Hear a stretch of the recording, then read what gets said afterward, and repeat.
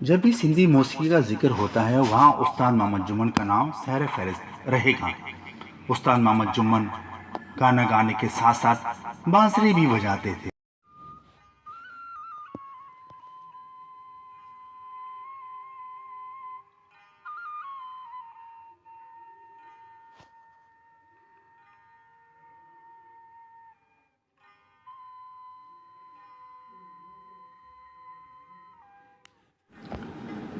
استاد محمد جمن نے جب گانا شروع کیا تب بانسری بجانے والے ہنر نے آپ کو بڑا فائدہ دیا۔ جن سروں کی ادائیگی کرنے میں مہینوں ریاض کرنا پڑتا تھا آپ نے وہ کچھ ہی دنوں میں سیکھ لیا۔ استاد محمد جمن کے آباء و اجداد بلوچستان کے رہنے والے تھے اور گاؤں کنڈ جنگ میں 10 اکتوبر 1935 میں حاجی احمد سکیرن کے گھر پیدا ہوئے۔ آپ کے آباء و اجداد سرندہ بجاتے تھے۔ آپ ان کی پاس بیٹھ کر سرندہ سنتے اور سو جاتے۔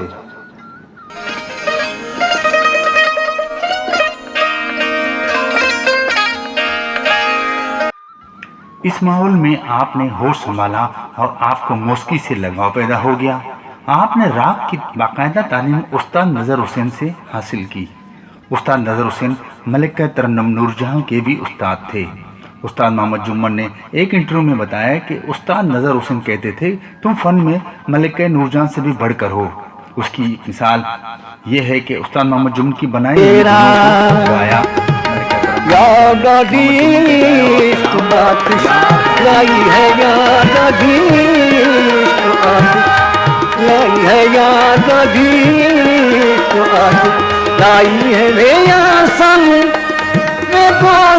لگ گئی بے اختیاری، سانو لگ گئی بے اختیاری، سینے دے وچ نہ سمائی ہے یاد آدھی۔ جب نور جہاں نے یہ کلام پہلی بار گایا تو اس کا کچھ معاوضہ استاد محمد جمن کو بھی دیا۔ اس معاوضے کی اصل کہانی اس طرح ہے۔ سن 1975-76 کے قریب فلم ساز اے حمید نے استاد محمد جمن کے کمپوز کیے ہوئے کلام کو اپنی کسی فلم میں میڈم نور جہاں سے گوانا چاہا۔ ملکہ نور جہاں نے جب دھن سنوائی گئی تو اس نے کہا یہ سندھ کے ایک فنکار کی ہے، اس لیے پہلے اس سے اجازت لی جائے، اس کے بعد گاؤں گی۔ اس کے بعد اے حمید حیدرآباد آئے اور استاد محمد جمن سے اس کلام کے علاوہ دوسرے کلاموں کے دھنے بھی لے گئے۔ جب اے حمید نے استاد محمد جمن کو ان کے دھنوں کے عوض اس وقت 10,000 روپے دیے۔ موٹی ماں دانن جی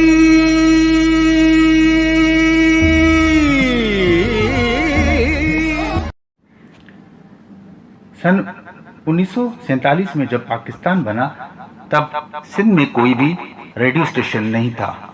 14 اگست سن 1948 میں جب کراچی ریڈیو اسٹیشن کا قیام عمل میں آیا جس کی نشریات اسکول سے شروع ہوئی، اس وقت کے ریڈیو کراچی کے بانی ZA بخاری تھے۔ بخاری صاحب ریڈیو اسٹیشن بننے سے کچھ مہینے بعد لوک فنکاروں کی ایک ٹولی کلفٹن میں گانے بجانے میں مصروف تھی، اس میں استاد محمد جمن بھی تھے۔ استاد محمد جمن کی بانسری نے آپ کے دل کے تار چھیڑ دیے۔ بخاری صاحب نے محمد جمن کو ریڈیو پر آنے کی دعوت دی اور محمد جمن اسی وقت بخاری صاحب کے ساتھ گئے۔ تھوڑی دیر میں محمد جمن کو سنا اور محمد جمن کو آپ کو راگ کوہاری کی ایک دھن سنائی۔ یہی دھن آپ کا آڈیشن تھا، جس کے بعد استاد جمن کو ZA بخاری نے اسٹاف آرٹسٹ کی حیثیت سے ریڈیو پر ملازم رکھا۔ استاد محمد جمن نے بہت ہی کلاموں میں بانسری بجائی، خاص طور پر استاد محمد ابراہیم کے گانوں میں بانسری بجائی۔ آپ نے شاہ لطیف کی شاعری کو بہت خوبصورت انداز میں گایا اور دوسری گائکوں نے بھی آپ کا کلام میں سن کر اپنا تلفظ درست کیا، جو اب تک جاری ہے۔ استاد محمد جمن نے ریڈیو پر سب سے پہلے شاہ لطیف کا یہ کلام ریکارڈ کرایا۔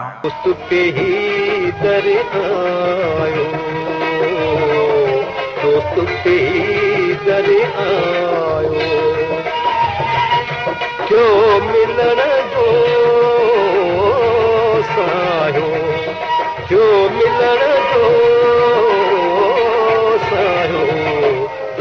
के ही दरे आयो के ही दरे आयो। सन 1955 में जब हैदराबाद में रेडियो स्टेशन कायम हुआ तो वहाँ मोहम्मद जुम्मन को मौसीकार की हैसियत से भेजा गया। आप वहाँ पर काफ़ी अरसे रहे और सिंधी मौसीकी की बहुत खिदमत की। हैदराबाद में रहने वाले दिनों में आपने सिंध की मुख्तलिफ सूफी बुजुर्गों के कलामों को मंजूम उर्दू तर्जुमे के साथ रिकॉर्ड करवाया। आपके गाए हुए ऐसे कलामों में उर्दू तर्जुमा आपकी शागिर्दा सुरैया हैदराबाद में गाती थी। उस्ताद मोहम्मद जुम्मन ने बहुत सारे कलाम गाए। उन्होंने शाह लतीफ़ के कलाम को खालिस सिंधी रंग में गाया, दूसरे सूफी बुजुर्गों के कलाम को खूबसूरत अंदाज में गाया। लेकिन जो कलाम आपकी पहचान बना वो शाह लतीफ़ का कलाम है। मुझो मुल्क मलीर कोठियन में आऊं कियां गुजारा। इस कलाम के धुन इस वक्त के मशहूर मौसीकार दीवाटो ने बनाई। ये कलाम इतना मकबूल हुआ कि हर महफिल में उस्ताद मोहम्मद जुम्मन से इस कलाम की फरमाइश की जाती थी। इस कलाम के अलावा मोहम्मद जुम्मन का गाया हुआ दूसरा कलाम बहुत ही मकबूल हुआ, वो बाबा बुल्ले शाह का कलाम था।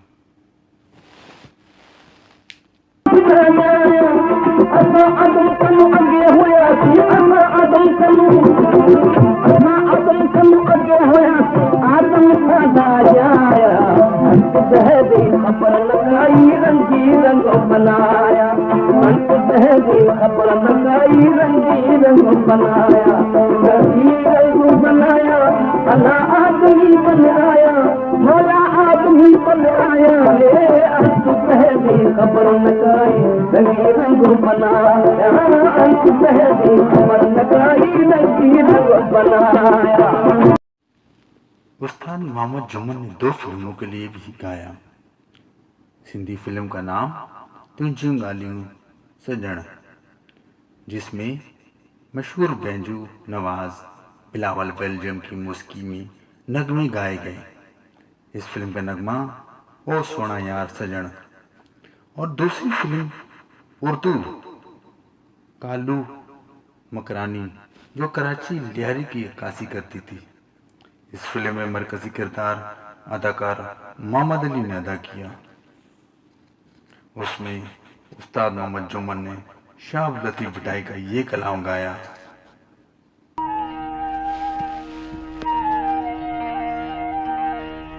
दातार तू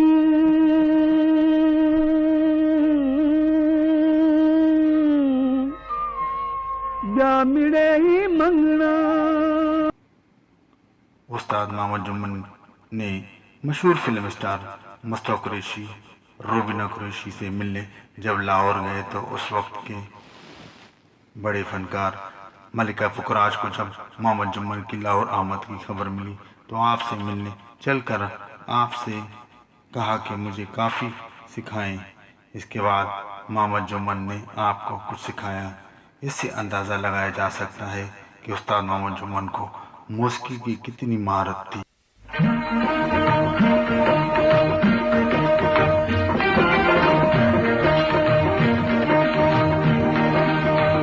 सच्चे फनकारों की कहानी। जब सदर अयूब खान सिंध में आए तो गवर्नर कालाबाग, गवर्नर बंगला देश के एजाज़ में प्रोग्राम हुआ और बहुत से फनकारों ने गाया।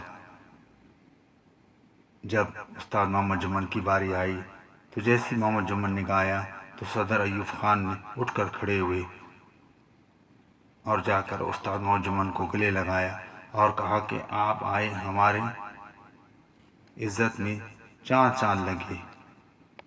पूछा, बताओ उस्ताद आपको क्या चाहिए? उस्ताद जुम्मन ने कहा, सदर साहब मेरे लिए ये काफ़ी है कि आपके साथ हज़ारों लोग खड़े हुए, मेरे लिए ये बहुत बड़ी एजाज़ है।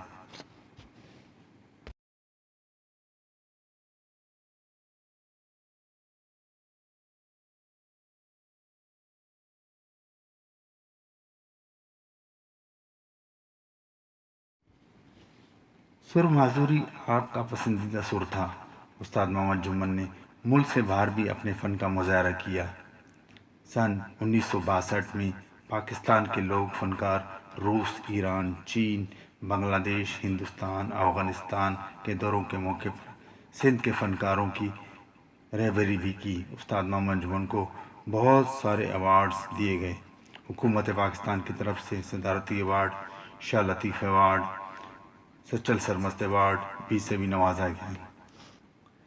مگر افسوس استاد محمد جمن ایک غریب گھرانے سے تعلق رکھتے تھے۔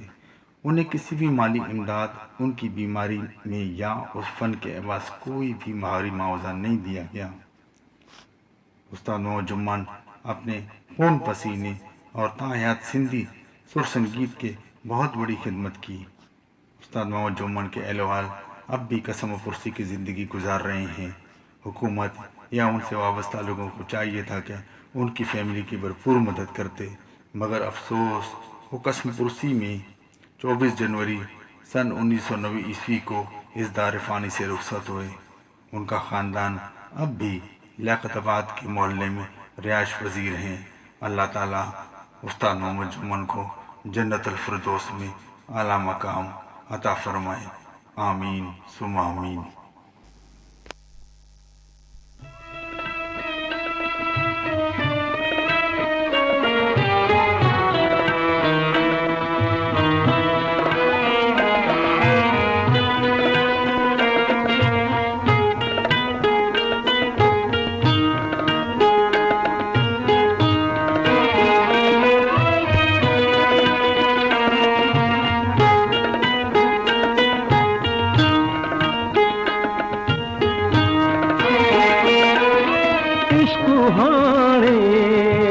کجے کہساں جان جو جانا نہ رہو، عشق ہانے کجے کہساں جان جو جانا نہ رہو، بزم خلوت نہ رہی عشق جو سامان رہو، بزم خلوت نہ رہی عشق جو سامان رہو، عشق ہانے کجے کہساں جان جو جانا نہ رہو۔